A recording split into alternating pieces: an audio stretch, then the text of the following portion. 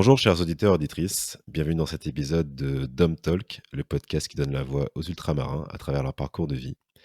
Ici on discute des problématiques des peuples d'outre-mer, représentés par la Martinique, la Guadeloupe, la Guyane, la Réunion et Mayotte, soit une population de 2,2 millions d'habitants et 3,4% de la population française. Je suis Nicolas, un jeune Martiniquais sensible aux questions liées à la communauté afrodescendante et notamment antillaise. Aujourd'hui j'ai le plaisir de recevoir à mon micro Triana. Bonjour Triana, comment vas-tu? Bonjour Nicolas, ça va et toi? Ah, ça va très bien, ça va très bien. Alors, la particularité de cet épisode, c'est qu'aujourd'hui, nous l'enregistrons à distance puisque Triana est actuellement en Guyane. C'est Voilà, ça. donc elle me fait elle me fait l'honneur, voilà, de participer au podcast, même à plus de 8 000, 9 000 kilomètres de Mais on est l'Hexagone. exactement. C'est 8000 ça, kilomètres. donc ça fait plaisir. 8 000 kilomètres, OK. Donc, est-ce que tu pourrais commencer déjà par te présenter et nous dire, du coup, de quel département, es-tu originaire? Bien sûr, donc je suis originaire de la Guyane française. Donc voilà, donc Triana, Marc-Lorraine. Et voilà, 973. OK, représente. Exactement. OK, c'est ça. Et du coup, tu combien de temps tu as passé en Guyane?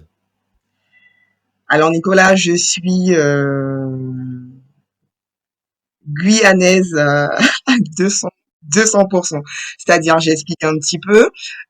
Bien que j'ai eu l'occasion de partir en métropole, tu le sais, pour pouvoir faire l'école de commerce.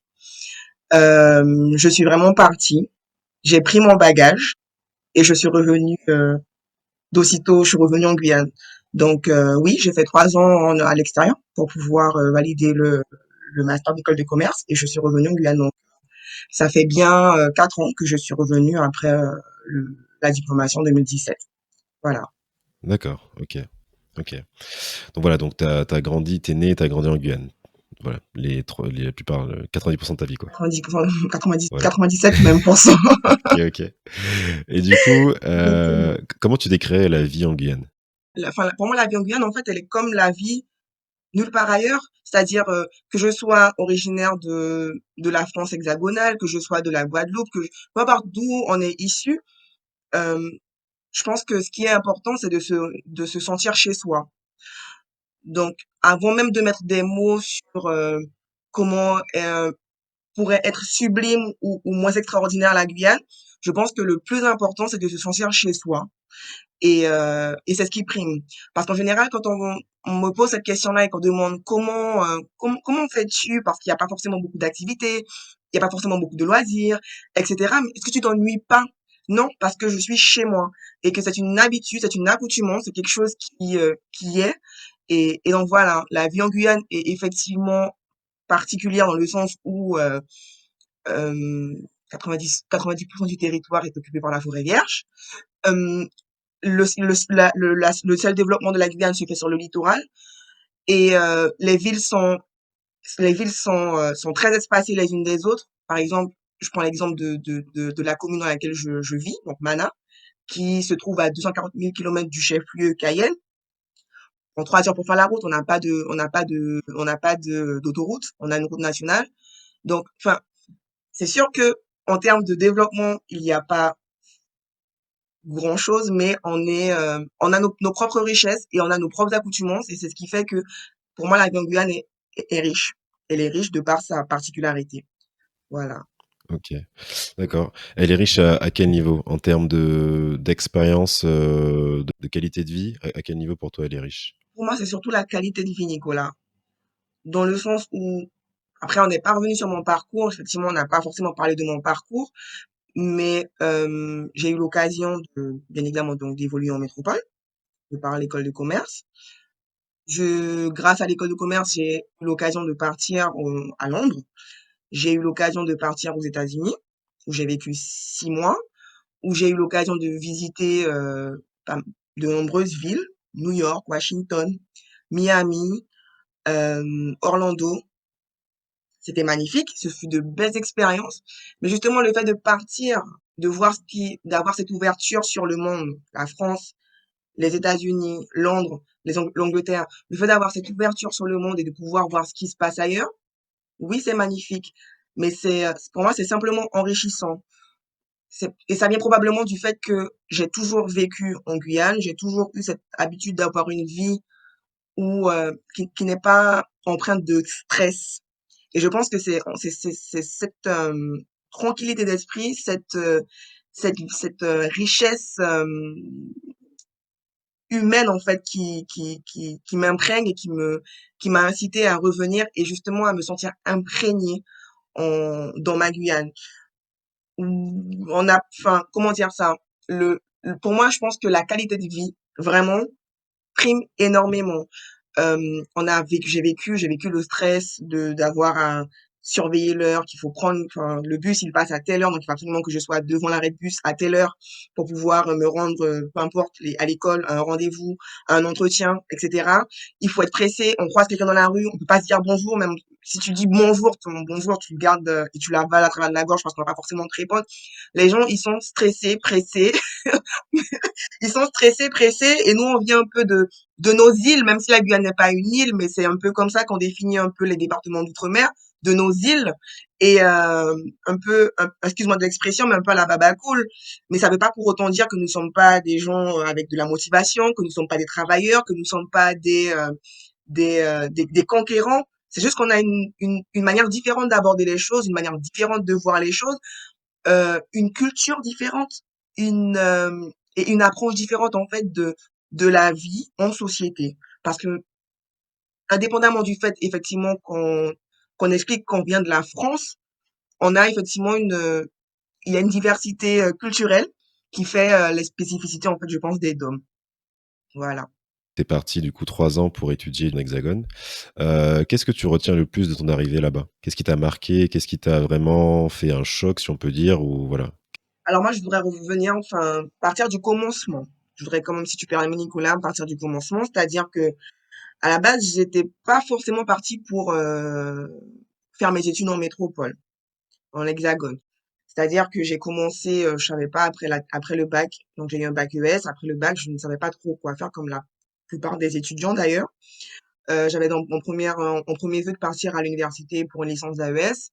En discutant avec ma tante qui était proviseure de lycée, elle m'a conseillé de faire une prépa littéraire pour me donner le temps effectivement de voir de me poser un petit peu plus sur mon projet d'avenir parce que le choix d'une filière dans le supérieur marque quand même une entrée dans le monde professionnel et il faut être posé et faire des choix raisonnés, raisonnables. Donc le choix de la prépa littéraire s'est imposé sur 2 années. À l'issue de la prépa, effectivement, j'avais plus d'ouverture et la présentation de différentes écoles privées m'a, m'a, comment dire ça, m'a mis sur ce choix-là, en fait, des écoles supérieures. Donc, à la base, je voulais partir sur Saint-Cyr. Donc, je n'ai pas eu le concours de Saint-Cyr, malheureusement. Donc, je suis repartie une troisième année sur la prépa littéraire. Et cette fois-ci, j'ai fait le choix des écoles de commerce. Donc, l'école de commerce Excelia Group, donc à l'époque ESC La Rochelle que j'ai fait.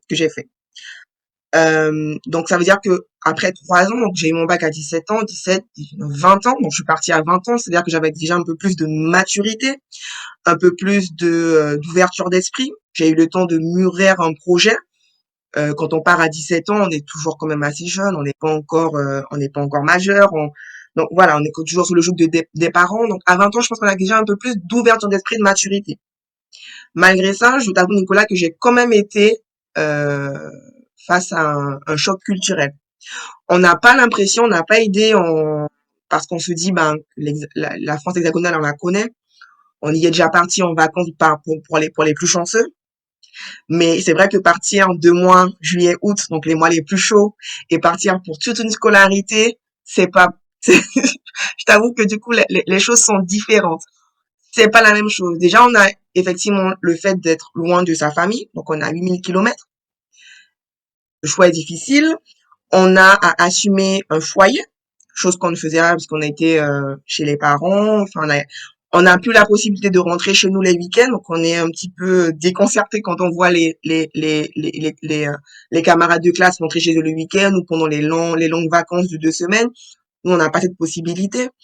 Il y a un peu le choc culturel parce que qu'on le veuille ou pas, et même dans l'Hexagone, je pense qu'il y a ce marqueur territorial en fait régional qui dit que chaque région a à son histoire, à son passé et du coup à sa culture.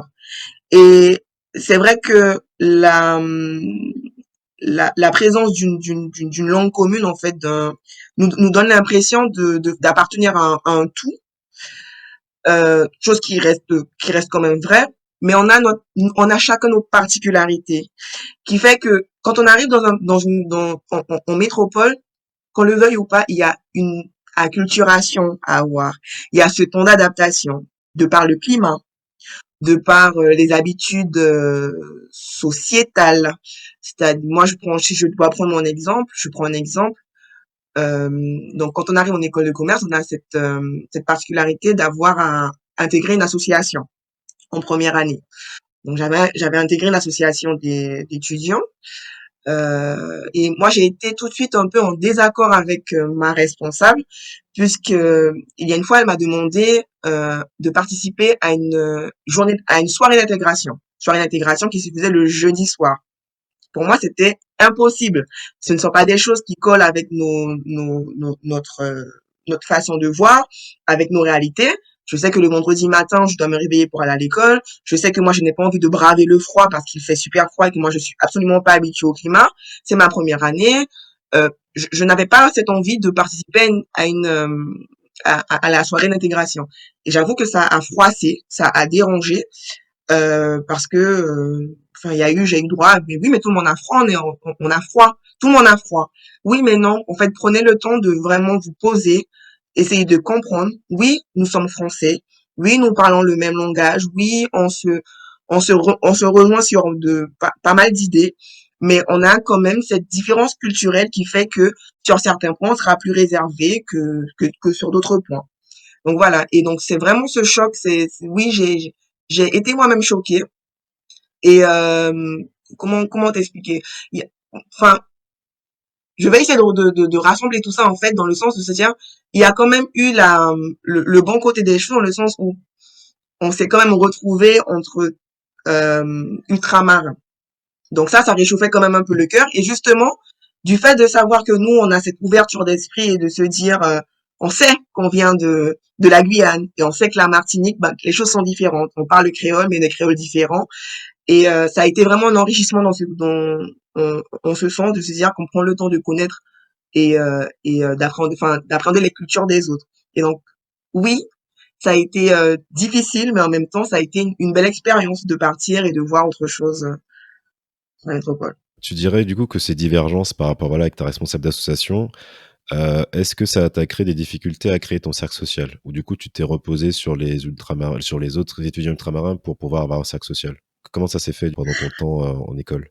Avec le recul, Nicolas, honnêtement, ça fait, allez, il y a 4 ans, donc ça veut dire que ça remonte déjà à 7 ans. C'est vrai que j'aurais pu de moi-même, enfin, tu me donnes à faire de l'introspection, à réfléchir sur la manière dont moi j'ai abordé les choses en tant qu'étudiante. Si c'est en Guyane, on est un peu chauvin en Guyane. Et de se dire, enfin, cette appartenance, cet ego de dire je suis guyanaise et j'ai pas envie de m'acculturer, j'ai pas envie j'ai pas envie de faire le pas et d'essayer de moi de m'adapter. Pourquoi est-ce que le contraire ne pourrait pas se faire?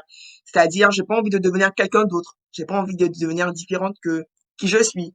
Alors que, du coup, c'était quand même plus simple pour moi, effectivement, de me retourner vers les autres ultramarins parce qu'ils savent, en fait, ils sont conscients de cette différence culturelle qu'on a et plus ouverts à la différence. On me demandait pas moi de m'acclimater et de rentrer dans les normes sociaux de la France hexagonale. Donc j'avoue que c'est avec le recul, je pense que j'aurais pu être un petit peu plus ouverte d'esprit et prendre différemment. Mais j'avoue que oui, ça a été sur l'instant, ça a été ma manière de d'aborder la chose. Pendant le temps de tes études, comment tu as vécu l'éloignement avec, la Guyane? Très difficile, Nicolas. Très difficile, si bien qu'à la troisième année, je voulais vraiment abandonner. Je voulais abandonner, je pleurais, je expliquais à mes parents que je voulais rentrer. Je ne voulais plus rester en métropole et pourtant il me restait 6 mois. Et mon père, à son âme, puisqu'il est décédé il y a pas très longtemps, mon père m'a, bien évidemment, il se dit que dans la famille, il y a pas d'abondance. C'est vrai que c'est difficile, mais dans la vie, tout est difficile et il faut s'accrocher. Il faut juste s'accrocher. Donc, si c'est un peu de soleil qui te manque, si tu veux vraiment voir la Guyane, tu as envie de voir ta famille, tes neveux, tes nièces, il n'y a pas de souci, je te paye un billet, tu rentres pour Noël, mais tu repars. Il te reste 6 mois, tu vas y aller et tu vas décrocher ton diplôme et tu rentreras par la suite. Donc voilà, mais j'avoue que l'éloignement avec la Guyane a été très, très difficile pour moi. Comment tu faisais pour, bon, malgré l'éloignement géographique, pour, bah, garder le lien avec, ta culture guyanaise et voilà, vivre, essayer de vivre un peu mieux cet éloignement? Tu sais, étonnamment, j'ai pas forcément eu besoin de rester connectée avec la culture guyanaise. C'est-à-dire que je m'explique, c'est vrai qu'en général, enfin, moi-même je le voyais, j'avais des amies martiniquaises, des amies réunionnaises, et leur maman leur faisait des petits paquets, elle leur envoyait des boissons, des friandises, des fruits, des légumes du pays. Et j'avoue que moi, je suis partie très light avec une petite valise et j'expliquais à ma mère que je n'avais pas besoin qu'elle m'envoie des denrées de la Guyane. Tu as refusé les colis quand même? Non mais c'est une institution, c'est Dans le sens où je me disais que je suis là-bas. Donc, je n'ai pas, j'ai pas, en fait, j'ai pas de mal à m'acclimater à un lieu de vie, à un environnement. Ça, c'est pas compliqué. C'est-à-dire que ben, je rentrerai en Guyane, je profiterai. Et justement, c'est le manque qui fait que quand on retrouve ce qu'on a laissé pendant si longtemps, c'est ce qui fait que ben, on est content. On est content. Donc non, au niveau de des habitudes culturelles, j'ai pas, je sais que j'allais revenir. Je sais que j'étais partie un but et que j'allais revenir. Donc, en ce sens, c'est donc non, je comprends. Ouais, non, en gros, tu savais que c'était pour une courte période, donc entre guillemets, tu t'es dit, entre guillemets: «Bon, je serre les dents pendant 3 ans et après je rentre» et voilà, du coup, c'était plus facile à vivre. exactement. D'accord, C'est OK, OK, exactement je ça. vois. OK. Du coup, ça me donne une, voilà, une perche pour la suite, même si je pense que tu l'as déjà un peu dit, on le comprend quand dans ton témoignage. Mais du coup, je veux savoir pourquoi, du coup, tu as fait le choix de revenir en Guyane? Eh ben, dis-toi que en Guyane, on a un vieil adage guyanais qui dit la Guyane a la mon nombril planté. Donc, je traduis, c'est littéralement que mon nombril est planté en Guyane. Je m'explique. Euh, à l'origine de la société guyanaise, en fait, les parents avaient pour habitude de planter le cordon ombilical des enfants sous un arbre, en tout cas dans la terre. Et donc, c'est ce qui marquerait en fait notre ancrage territorial enfin, sur un territoire donné. Et donc, l'expression est restée et ça définit un peu notre appartenance identitaire. Et ça vient aussi du fait de l'éducation que j'ai reçue de par mes parents, mon père, dans le sens où il disait à graine d'ourique à plein sac d'ourique, qu'une chaîne se compose de plusieurs maillons. Et pour avoir une chaîne forte et solide comme on est en Guyane avec l'or bien massif, il faut des maillons forts. Et c'est en ce sens que mon objectif a toujours été de revenir en fait dans mon département et œuvrer à son développement à mon échelle, Nicolas. Et donc voilà, c'est en ce sens que j'ai, je pense que c'est vraiment l'éducation que j'ai reçue qui m'a poussé à me dire, faut y aller. Tu dois partir pour prendre un bagage, pour pouvoir te construire. Mais n'oublie pas que tu dois justement, que tu fais quand même partie d'une histoire, que tu fais partie d'un, que tu as cette appartenance identitaire et culturelle et que tu dois revenir pour pouvoir ben, œuvrer à son développement et son évolution. Voilà. Comment il s'est passé ce retour, au niveau professionnel, personnel, familial, social? Comment il s'est passé? Honnêtement, ça a été un retour que j'ai accueilli à bras ouverts. J'étais soulagée. J'étais soulagée. D'accord. On t'a retiré une grosse épine du pied, quoi. C'était vraiment, Je te promets. En fait, ça fait limite un peu la fille qui, mon Dieu, mais elle ne peut pas rester loin. C'est un peu ça, en fait. Honnêtement, c'est un peu ça. J'y suis allée. C'est comme si, en partant en métropole, j'étais en apnée. Il faut y aller. Enfin, limite, c'est un combat. Et retourner en Guyane, honnêtement, n'a pas du tout été une difficulté, hein, dans le sens où, sur le point de vue professionnel, donc je suis revenue, j'ai fait mon stage cadre en Guyane, donc le stage de fin d'année, donc les 6 mois en Guyane, donc dans une association, puisque enfin je me suis spécialisée en entrepreneuriat, donc en dernière année entrepreneuriat. Donc j'ai travaillé au sein d'une association qui accompagnait des porteurs de projets guyanais à monter leur business plan, à, euh, à mieux définir leur projet de création d'entreprise et pour pouvoir et réaliser des prêts à taux zéro.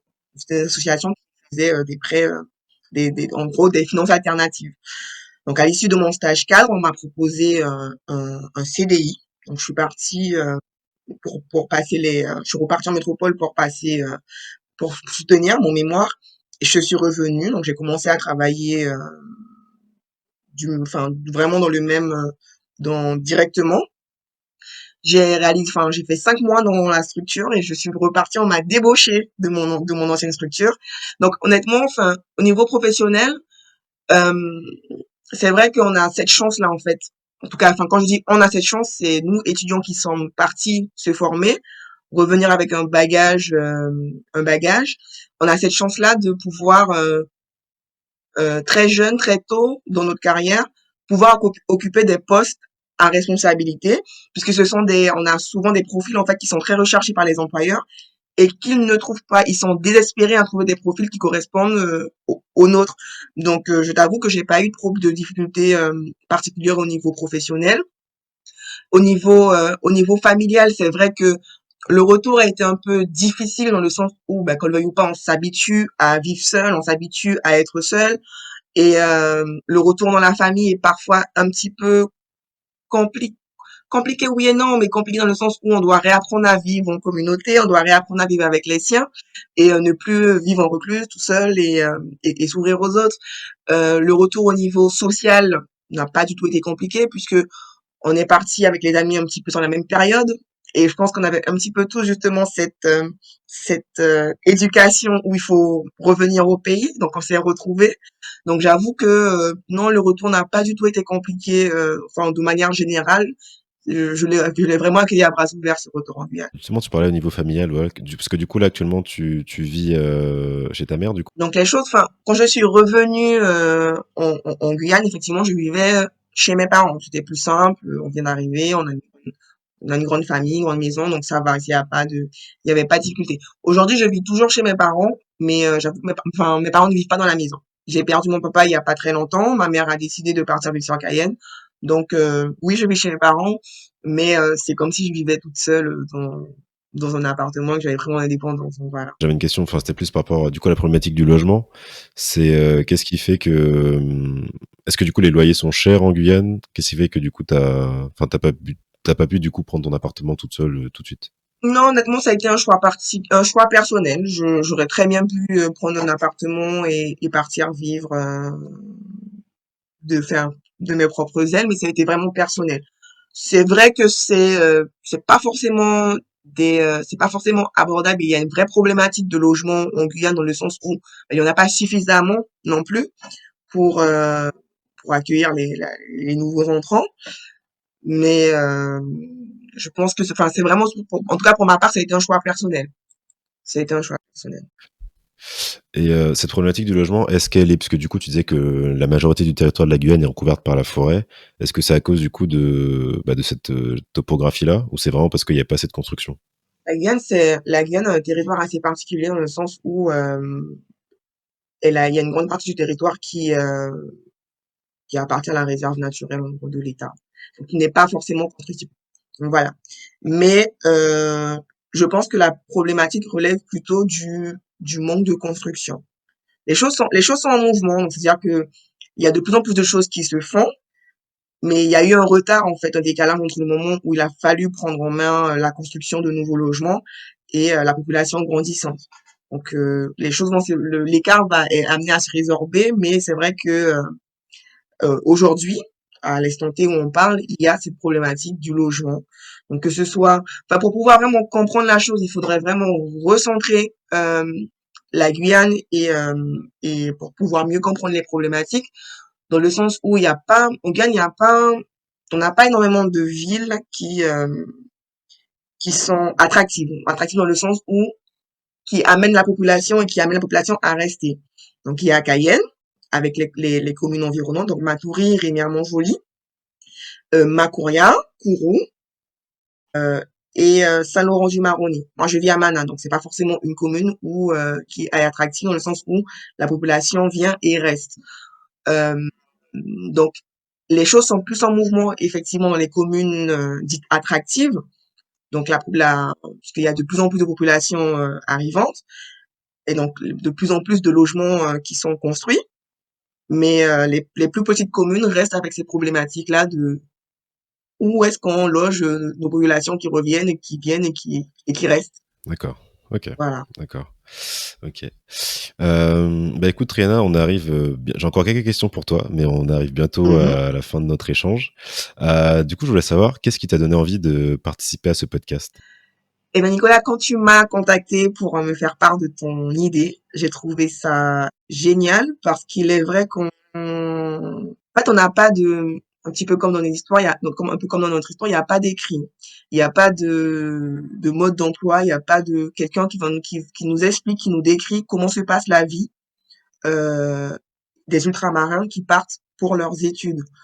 Et c'est vrai que quand c'est dit, quand on a la possibilité de s'informer, de se renseigner, ça ne veut pas forcément dire que ça sera notre vécu. Et c'est dans ce sens que c'est très intéressant de pouvoir avoir l'avis de tout un chacun, pour savoir comment tout un chacun a vécu son arrivée en France, comment tout un chacun a vécu ce départ et cette arrivée dans un autre monde, hein, dans un autre monde. Je me suis dit que c'était vraiment génial, que je pense que les futurs étudiants ont besoin d'entendre ça, ont besoin de comprendre comment se passe le départ de manière, enfin, sur un point de vue psychologique, parce que qu'on le veuille ou pas, ça a une atteinte en fait sur le moral.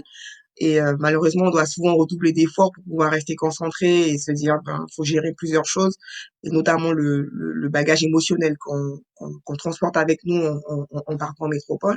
Et ça m'a tenu à cœur, en fait, de me dire, bon, vraiment, il faut que je participe à ce podcast et il faut que je donne, que je fasse entendre ma voix et que je puisse euh, participer, en fait, à ce bagage, on va dire, ce bagage culturel, ce bagage, cet outil, on va dire ça, cet outil qui permettra aux futurs étudiants d'être mieux préparés et pour pouvoir faire face à cette nouvelle vie. Voilà, Nicolas. Ok, d'accord. Merci. Et du coup, savoir, que souhaiterais-tu pour l'avenir de la Guyane? Ah, c'est une question, c'est une question. C'était, on pose 3 heures ou non, Oui, c'est ça en fait. Mais on va essayer de résumer. On va essayer de résumer. oui, On va essayer de résumer. En fait, c'est une question assez délicate, moi, je pense, dans le sens où, du fait, en fait, du fait des différentes, enfin, des nombreuses problématiques que l'on rencontre en Guyane, juste que souhaiterais-tu pour la Guyane? Je pourrais répondre, hein, en disant que j'aimerais que la Guyane puisse se développer, mais ça serait utopique dans le sens où, pour pouvoir comprendre, il faudrait exposer les différentes problématiques qu'il faudrait résoudre pour pouvoir permettre à la Guyane de pouvoir espérer se développer. Donc, moi, ce que je souhaiterais, ben, de manière utopique, je le dirais quand même de manière utopique, ça serait que justement que chaque Guyanais ait cette conscience-là,